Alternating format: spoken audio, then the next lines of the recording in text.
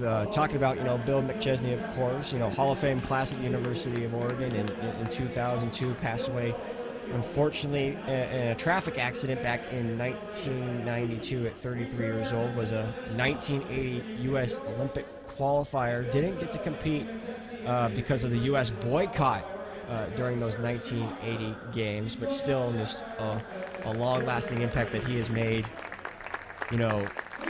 not only on the university, but also U.S. distance running. Billy McChesney, of course, one of the greats to wear an Oregon uniform. Then, unfortunately, tragically passed away back in 1992 at the age of 33.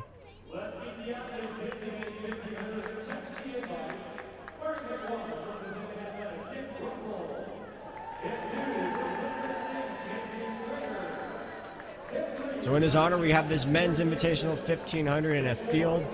It's as good as it gets. Simeon Birnbaum of the University of Oregon, an opportunity to check out and see what he's able to do as an individual this year. There you see his accolades and what he's been able to accomplish, not only in 2025, but also kind of in his high school career. Was a sub-4 guy in high school, and now gets a chance to show that the Hayward faithful what he's all about here. And at this point, he's trying to get a mark for the NCAA West Regionals. He hasn't completed an individual race this season. He's only ran in 2 races and DNF'd in all of them.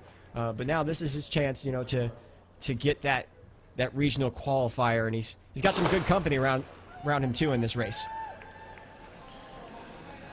Well, they certainly saved the best for last. Great field here. But a lot of anticipation, you said, a lot of anticipation around Simeon Birnbaum.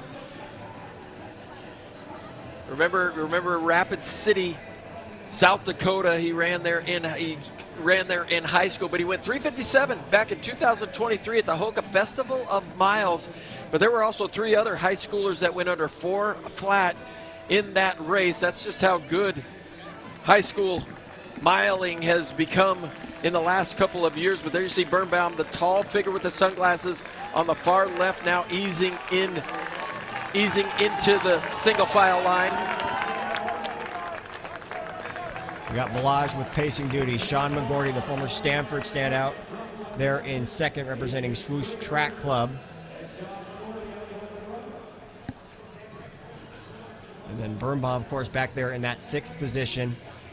Goes McGorty, then Pittsburgh State's Mason Strader, Thomas Ratcliffe, and Kieran Tuntavate of Swoosh Track Club. Then again, Birnbaum in that 6th position right now. Around 44 seconds for that first 300 meters, and it was right around 59-60 seconds for that first quarter.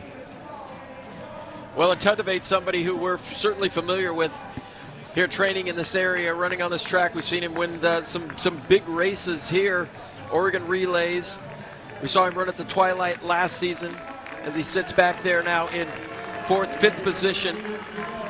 We had to do our homework. We saw him win a couple of seasons ago and figure out where he certainly was from, but now it's pretty apparent. 10-time national champion for Taiwan. Sean McGorty, I competed against his father, who was a decathlete back in the 90s. Kevin McGorty, outstanding decathlete, excellent pole vaulter while at University of North Carolina. A little bit slower than what they wanted in that first lap, so Ben Balaj picked it up and he ran a 57.7 on that last quarter. No change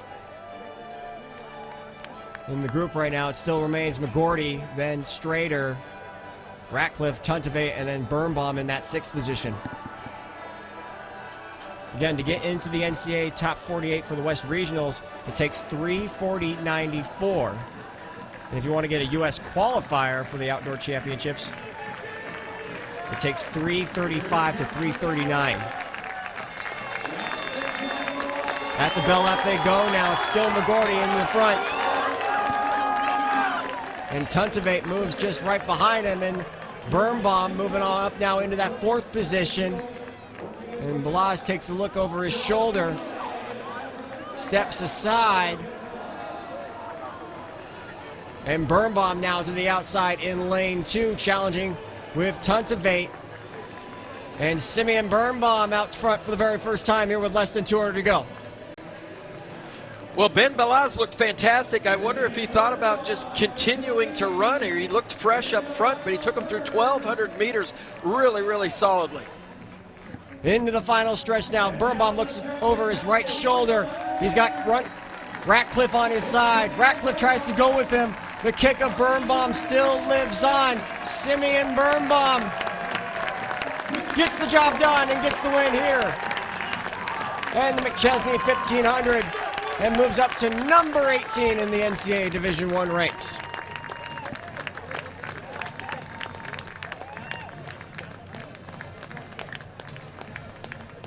.54.88, Dan, on that last 400 meters. As I said, that kick is still around, and it's still great.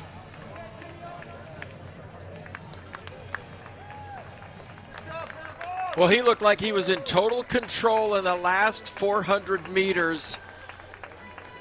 And you love to see him looking over his shoulder. And here you see him moving about 230 meters to go. He hits the 200-meter mark, and he takes the lead. But hard to miss out there. Tall figure, blonde hair with the glasses. But look at him. He just kind of glances over his shoulders like, where are you? Where are you? I know I can outrun you guys all the way to the line. But I think this is what Oregon fans have been waiting for from Birnbaum, was to show this kind of speed and to show this kind of, I think, confidence.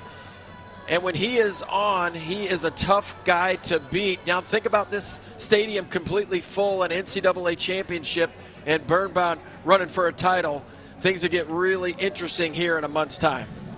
Well, and things get interesting now for next week's Big Ten Outdoor Championships when you throw him into the mix, you know, against those Washington Huskies, those Michigan Wolverines. I'm sure the Big Ten Indoor Championships, even the NCAA Final, is still on his mind. Did not end the way he wanted. Finished 16th at the NCAA Indoor Championships, and now has an opportunity for himself to redeem those races here in championship season as the regular season now comes to a close here under the lights at Hayward Field. Not the last time we'll be here at Hayward Field. Of course, as I said, the Big Ten Outdoor Championships coming to Hayward Field for the very first time this next week. Dan, your final thoughts on today? I mean, the return of Shelby